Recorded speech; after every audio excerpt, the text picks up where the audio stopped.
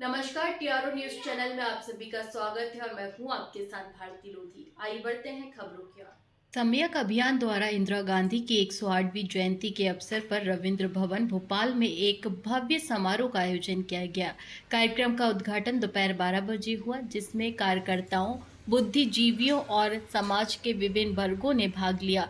मुख्य अतिथि के रूप में अखिल भारतीय कांग्रेस कमेटी के मीडिया और पब्लिशिंग डिपार्टमेंट के चेयरमैन पवन खेड़ा उपस्थित रहे, जिन्होंने इंदिरा गांधी के नेतृत्व और राष्ट्र निर्माण में योगदान की प्रशंसा की। प्रदेश कांग्रेस अध्यक्ष जीतू पटवारी ने युवाओं को प्रेरणा लेने का संदेश दिया। समारोह में पूर्व केंद्रीय मंत्री, ख्याति लब्ध नेताओं क्रांतिलाल भूरिया और अरुण यादव ने भी अपने विचार व्यक्त किए। अध्यक्षता वरिष्ठ नेता भास्कर राव रोकड़े गुरुदेव ने की। आयोजन में कई वरिष्ठ नेताओं और सदस्यों ने भागीदारी की, जिनमें पूर्व मंत्री, सांसद, विधायक और महिला कांग्रेस की पूर्व अध्यक्ष शामिल हैं। पूर्व मंत्री पीसी शर्मा ने मार्गदर्शन दिया। समापन पर आयोजन समिति के अध्यक्ष पूर्व सांसद सुरेंद्र सिंह ठाकुर और मुख्य समन्वयक शैलेंद्र श्रीवास्तव ने सभी का आभार व्यक्त किया। इस समारोह में इंदिरा गांधी के जीवन और आदर्शों को श्रद्धांजलि देने का अद्भुत अवसर रहा। नाम से के जाने जाती हैं। आज उनका जयंती है उनकी, और उन्होंने देश के लिए जो काम किया, जो उन्होंने कहा था आखिर खून की एक एक कतरा हमारा देश के लिए काम आएगा, आज उनकी बातें कितनी प्रासंगिक हैं, कितना कांग्रेस को प्रेरित कर रही हैं। देखिए, 1960 और 70 के दशक में जो हालात पैदा हुए थे, लगभग वैसे ही हालात इस समय में पैदा हुए थे। इंदिरा जी को उस समय के सिंडिकेट ने काफ़ी परेशान किया था। वो सिंडिकेट एक्चुअल में क्या था?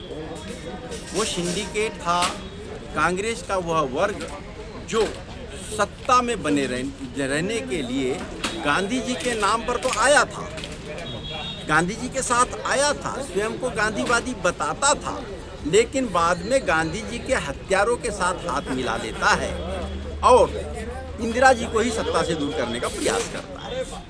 उस समय में सामंतवादी जो तत्व थे उनको नियंत्रण में लाना बहुत कठिन काम था। देश का बहुत बड़ा बजट जो है प्रीवी पर्स के नाम से चला जाता था।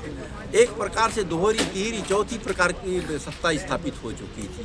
जैसे कि लोकतांत्रिक व्यवस्था की सरकार है, तो एक केंद्र की है, एक राज्य की है, स्थानीय सरकार है, लेकिन एक सरकार वो भी थी जो राजा महाराजाओं की थी, क्योंकि विशेषाधिकार उनको मिले हुए थे। उन सब चीज़ों को समाप्त करना, उद्योगों में निजी ये जो कोल माइंस जो थे, इनमें निजी कंपनियों का ही था। ये धनबाद में एक लाइन में खड़ा करके श्रमिकों को मार दिया गया था। ये बेहद दुर्भाग्यपूर्ण बात है। इंदिरा जी ने इन सब चीज़ों का सामना की, राजा महाराजाओं के प्रीवी पर्स समाप्त किए, उनके एकाधिकार समाप्त किए, बैंकों पर रियासतदारों का ही कब्जा था, उनको राष्ट्रीयकरण किया, कोल माइंस सहित अन्य खदानें थी उनका राष्ट्रीयकरण किया, घाटे में चल रहे उद्योगों का या तो सरकारीकरण किया या सरकारी मदद प्रदान करके उस क्षेत्र में कार्यरत श्रमिकों को नियमितता प्रदान की। बड़े ही ऐतिहासिक कदम थे और तत्कालीन राष्ट्रपति जो अमेरिका के थे निक्सन, उनका बड़ा दबदबा था, उनको उन्होंने चुनौती दिया, अपमान का बदला भी तरीके से उनसे लिया, और राष्ट्रपति निक्सन के प्रभाव में आए हुए लोग ही देश में अस्थिरता पैदा करना चाहते थे।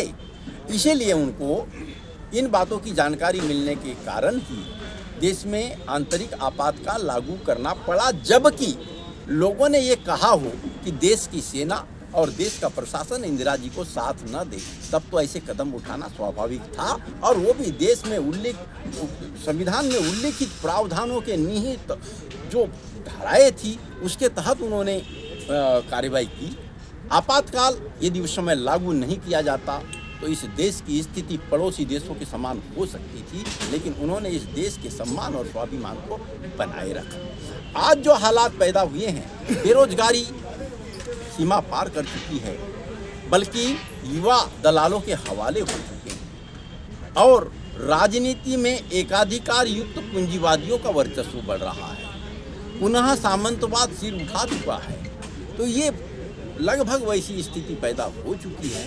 अब हम पुनः इंदिरा जी के सिद्धांतों पर, इंदिरा जी के कार्यों, इंदिरा जी के विचारों, इंदिरा जी के द्वारा लिए गए जो ठोस निर्णय थे, क्रांतिकारी निर्णय थे, उनका अनुसरण करते हुए आगे बढ़े और उसी को अनुसरण करते हुए हमने सम्यक अभियान शुरू किया था। बाद में जब देखा इंदिरा जी ने जो आपातकाल लागू की थी, उस दिन को ये संविधान हत्या दिवस मनाने लगे। कितने नासमझ लोग हैं।